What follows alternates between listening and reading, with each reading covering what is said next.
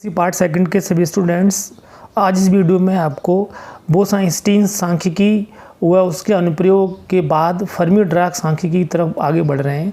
Fermi-Dirac सांख्यिकी में और बोस-आइंस्टीन सांख्यिकी में जो अंतर है वो क्या है कि फर्मी-डिराक सांख्यिकी में जो कण होते हैं वो पॉली के अपवर्जन नियम का पालन करते हैं, यानी दो कण किसी भी एक कक्षक में नहीं रह सकते। तो उसी के अनुसार चीज़ें सारी वो कि वही हैं, उस जैसी हैं। माना एप्सिलॉन आई की कोष्टिका में जी आई कक्ष हैं, जैसे कल बात की थी आपके, जैसे चार कक्ष लिए थे अपने, एक हाउस में 4 कमरे लिए थे, जी अपने 4 का मान लिया था, कक्ष थे। तो कोष्टिका में जी आई कक्ष हैं, इसमें एन आई अभिन्न व अविभेद्य कण हैं को किसी स्थूल अवस्था के संगत सूक्ष्म अवस्थाओं की संख्या या ऊष्मागतिकी की प्रायिकता का मान निकालोगे। डब्ल्यू आई का मान क्या आएगा ये आपको याद रखना है, फैक्टोरियल जी आई बटे फैक्टोरियल एन आई और factorial ji I minus N आई। और सभी स्थूल अवस्थाओं के संगत ऊष्मागतिक प्रायिकता क्या है, जैसे डब्ल्यू आई डब्ल्यू जे जैसे पढ़ा था आपने, और पाई ओमेगा, इन दोनों का गुणा कर दिया आपने। तो यानी क्या हो जाएगा, W इज इक्वल टू क्या हो जाएगा, W is equal to pi G I N I upon G I minus 1, यानी ये कुल मान आ गया। यानी इसमें आपने सभी पाई लगा दिया, तो ये डब्ल्यू आई है किसी आई वी कोष्टिका के संगत, तो कुल डब्ल्यू का मान क्या हो जाएगा, आप पाई लगा दोगे, समीकरण नंबर 1 हो गया। जैसे बोस-आइंस्टीन में भी इस तरीके से किया था। इसको एक एग्जाम्पल के जरिए नहीं देखेंगे तब तक मज़ा नहीं आएगा पढ़ने में। जैसे एक निकाय है और एक निकाय में जैसे अपने पास एक हाउस है, ये इसमें 4 कमरे हैं, रूम्स, 4 रूम्स हैं, और इसमें 3 कण आपको अरेंज करने हैं। 3 कण कैसे आप अरेंज करेंगे इसमें, और इसमें 1 कण अरेंज करना है, कितने तरीके से 1 कण इसमें रह सकता है 4 कमरों में। तो बहुत साफ साफ आपको दिख रहा है, एक व्यक्ति इन 4 कमरों में 4 तरीके से रह सकता है, या तो इसमें या इसमें या इसमें या इसमें, कोई दिक्कत नहीं है। लेकिन जो 3 आदमी हैं, 3 आदमी, और शर्त यह है कि तीनों में कोई भी आदमी 2 नहीं रहेंगे, अकेला अकेला रहेगा, क्योंकि पॉली का अपवर्जन नियम है। तो जो कणों की जो व्यवस्था होगी वो कैसे हो सकती है, ऐसे हो सकती है, 3 कण ऐसे रह सकते हैं, या ऐसे रह सकते हैं, या ऐसे रह सकते हैं, या ऐसे रह सकते हैं, यानी कितने तरीके हो गए, 4 तरीके। और एक आदमी कैसा रहेगा, जे कोष्टिका में माना कि वो उसके तरीके भी कितने हो गए, 4 हो गए। तो पॉली के अपवर्जन नियम का पालन करते हैं। यही केस बोस-आइंस्टीन में था, डब्ल्यू आई का मान 20 आ रहा था, और ये तो 4 ही था। तो 20 कैसे आ रहा था, ज़रा उसको भी ध्यान रखेंगे आप, दोबारा ये समझेंगे। और यहाँ पर ये पॉली के अपवर्जन नियम आड़े आ रहा है, इसलिए इसका मान क्या रह गया, 4 रह गया। तो उस केस में क्या हो रहा था, 3 भी आ रहे थे, 2 भी रह रहे थे साथ में, क्योंकि वहाँ पॉली का अपवर्जन नियम लागू नहीं होता है उस पर। तो ये एक एग्जांपल है। थोड़ा सा इसी समीकरण को आप वेरीफाई करने के लिए अपन क्या करते हैं कि अपना गलत तो नहीं है कहीं। तो जैसे डब्ल्यू आई जी आई का मान 4 हो गया, W I is equal to 4 factorial 4 बटे एन आई 3 है, इसमें 4 minus 3 G I minus N I, तो ये कितना बच गया आपके, 4 आएगा इसका मान। ठीक है, ऐसे डब्ल्यू जे का मान निकालोगे तो फैक्टोरियल 4, एन आई का मान इसमें एक ही पार्टिकल है, जी I minus N I 4 minus 1 factorial 3 हो गया, तो इसका 4 आएगा। तो 4 इसका 4 इसका, तो डब्ल्यू इज इक्वल टू क्या हो गया, 4 इंटू 4, यानी डब्ल्यू ये जो चीज़ निकाली आपने, 4 इंटू 4 कितना हो गया, 16। तो ये डब्ल्यू आई डब्ल्यू जे का मान कितना हो गया, इस तरीके से 16 आपको प्राप्त होता है। तो ये चीज़ आपने, यानी आपको ये एग्जाम्पल को तो वैसे ही समझने की दृष्टि से है, बाकी आपको समीकरण नंबर 1 या ये वाला समीकरण या ये वाला समीकरण आपको ध्यान रखकर आगे चलना है। क्लियर।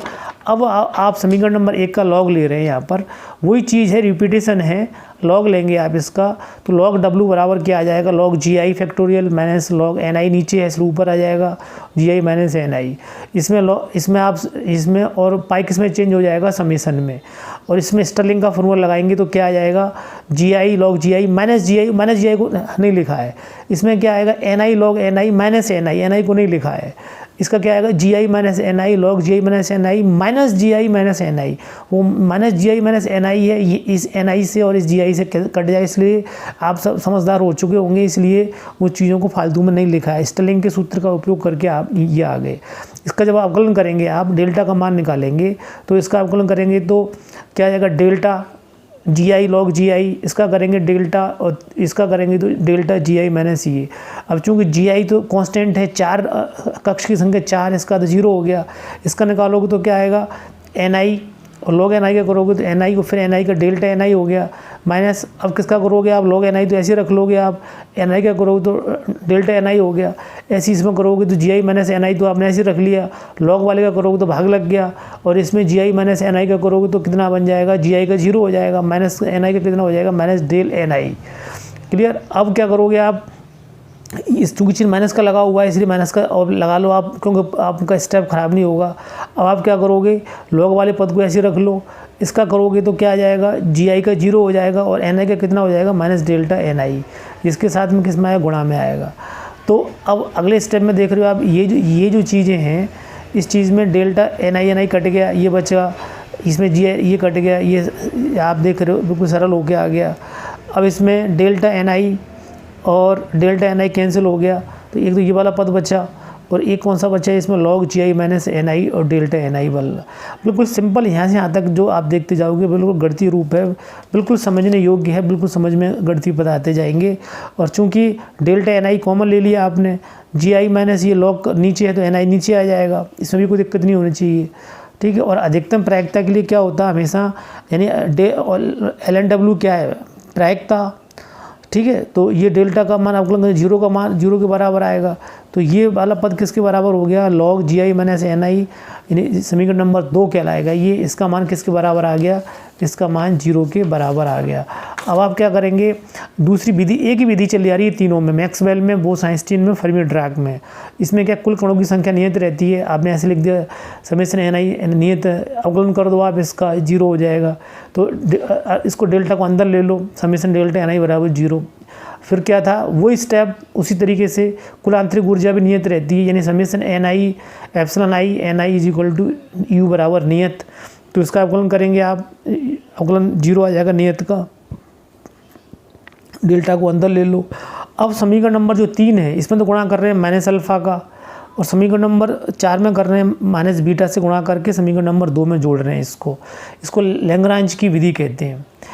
तो summation log ji I minus N I upon N I minus alpha, इसमें माइनस अल्फ़ा का कर दिया, इसमें कर दिया माइनस बीटा का, और डेल्टा एन आई, इस तीनों में से बाहर कॉमन आ गया ये। तो जी आई माइनस एन आई ये बच गया, इसको इधर पक्षांतरण कर दिया, G I minus N I upon N I is equal to ये हो गया। इसमें जी आई अब भाग लगा दिया, ठीक है, ये भाग लग गया, ये देख पा रहे हो आप, ये जी एक को इस तरफ ले आए तो उसको रिवर्स कर दो, एन आई बटे जी आई बराबर 1 बटे पूरे में आ जाएगा ये। तो एन आई बराबर जी आई बटे ई की power alpha plus beta upon +1, ये इसका वहाँ -1 आया था, इसमें +1 आया, ये अंतर भी, चूँकि बीटा बराबर 1 बटा, ये इसका ये क्या कहलाता है, इसका फर्मी-डिराक वेग वितरण, फर्मी-डिराक वितरण नियम सांख्यिकी वाला। बीटा बराबर हमेशा 1 बटा के टी होता है। ये चीज़ आपको भी थोड़ा ध्यान रखनी है। अल्फ़ा जो नियतांक लिया है इसका मान अपन ले रहे हैं माइनस एप्सिलॉन एफ अपॉन की। एप्सिलॉन एफ क्या होती है, फर्मी ऊर्जा है। ये किसी अपने स्पेसिफिक इलेक्ट्रॉन से धातुओं के लिए बात कर रहे हैं इस समय। अल्फ़ा का मान ये लोगे आप यहाँ पर, तो ये यहाँ रख दो दोनों मान, के टी ये, तो ये बीटा 1 बटे के टी हो गया, ये अल्फ़ा का मान लिख दिया, ये मान इसके बराबर आ गया, तो के टी कॉमन आ गया नीचे। तो ये epsilon i minus epsilon F जो है ये के टी, ये जो समीकरण आ गया यहाँ पे एन आई बराबर जी आई। ये मुख्यतः आप देखोगे संदर्भ जो जा रहा है इसका, वो जो धातुएं होती हैं, धातुओं में 2 प्रकार के बैंड होते हैं, संयोजी बैंड नीचे होता है और चलन बैंड ऊपर होता है, दोनों के बीच में गैप होता है। संयोजी बैंड पूरा भरा होता है, और जब ताप बढ़ाओगे तो इलेक्ट्रॉन संयोजी बैंड से कहाँ जाएंगे, चलन बैंड की तरफ ऊपर जाते हैं। उसको ज़रा अपन देख रहे हैं इस समय, यहाँ देख के चल रहे हैं कि अगर ताप T बराबर 0 हो, ताप T बराबर 0 है, केल्विन है, बात समझें, 0 केल्विन माने -273 डिग्री सेल्सियस है, और ऐसे ऊर्जा स्तर जिनकी ऊर्जा एप्सिलॉन एफ से कम है उनके लिए बात हो रही है। तो इस वाले पद को देखें आप, एप्सिलॉन का मान एप्सिलॉन एफ से कम है, तो ये माइनस में आ गया ये वाला पद। T बराबर 0 है, T का मान 0 रख दो आप यहाँ पर, ये माइनस में आ गया ऊपर वाला पद ये। तो ई की पावर ये कितना माइनस इन्फाइनाइट हो गया, ई की पावर इन्फाइनाइट 0 होता है, तो 0 को यहाँ रख दो आप, 0 को यहाँ रखोगे तो जी आई यानी क्या हो गया कि इतने कम ताप पर T बराबर 0 केल्विन पर क्या होता है, और वे ऊर्जा स्तर जो कि एप्सिलॉन एफ से नीचे होते हैं, संयोजी ऊर्जा स्तर वाले की बात हो रही है इस समय, पूरे भरे हुए होते हैं। जी एन आई का मान जी आई के बराबर, यानी अधिष्ठान प्रायिकता एन आई बटे जी आई का मान 1 के बराबर आ रहा है, एन आई बटे जी आई। इसे क्या बोलते हैं, ऑक्यूपेशन प्रोबेबिलिटी। अब जो संयोजी बैंड से ऊपर हैं उनके लिए बात कर रहे हैं। संयोजी यानी जिनकी ऐसे इलेक्ट्रॉन्स जिनकी ऊर्जा का मान ज़्यादा है एप्सिलॉन एफ से, उनके लिए बात, ये वाला पद धनात्मक हो जाएगा ऊपर, ये 0 है। तो आप वही बात कर रहे हैं 0 केल्विन पर, 0 केल्विन पर। तो ये प्लस इन्फाइनाइट हो गया, यानी इन्फाइनाइट हो गया, यहाँ इन्फाइनाइट रख दो आप, तो इसका मान रखोगे तो 0 आ जाएगा। यानी क्या हुआ कि संयोजी बैंड तो भरा होता है और संयोजी बैंड से ऊपर जो होता है, यानी एप्सिलॉन एफ से ऊपर जो ऊर्जा स्तर होते हैं वो खाली होते हैं, ब्लैंक होते हैं, जिनको चालन बैंड कहते हैं। तो ये आपको यहाँ से समझ में आ रहा है। इस ग्राफ को देखोगे आप, यहाँ वाई अक्ष पे NI/GI लिया हुआ है, यहाँ एप्सिलॉन आई लिया हुआ है। T बराबर 0 पर आप देख रहे हो एप्सिलॉन एफ तक, यानी एप्सिलॉन एफ तक, यहाँ तक देखिए ये NI/GI का मान 1 आ रहा है, ये 1। तो आप देख रहे हो यहाँ से लेकर यहाँ तक इसका मान 1 1 1 1 1 ये चल रहा है, और ये आपने डैश डैश करके मिला दिया। एप्सिलॉन जो जिनकी ऊर्जा एप्सिलॉन एफ से ज़्यादा है वो खाली है, ये ब्लैंक है। आप देख रहे हो ये ग्राफ यूँ आ गया, इसके बाद NI/GI का मान क्या है, 0 है, और यहाँ क्या है 1 1 1, और ये फिर क्या है 0 है। तो ये बहुत इंपॉर्टेंट कॉन्सिक्वेंस समझा रहा है आपको धातुओं के संदर्भ में। जब ताप का मान ज़्यादा कर दोगे आप, तो अब ताप का मान ज़्यादा करोगे तो आप केवल एप्सिलॉन बराबर एप्सिलॉन एफ पे निकाल सकते हो, क्योंकि कुछ स्पेसिफिक आंकड़ा आपके पास तभी आएगा। इस केस में क्या होगा, ऊपर तो 0 हो गया और नीचे KT हो गया, KT का ठीक है। अब e की पावर 0 का 1 हो गया, तो NI का मान किसके बराबर आ गया, GI 1 + 1 GI हाफ हो। यानी जब T का मान 0 से ज़्यादा होने लगता है, केवल एक की बात की जाएगी, क्योंकि बाकियों की बात नहीं कर सकते, क्योंकि बाकी पर आप ये मान नहीं निकाल सकते एग्जैक्ट क्या होगा।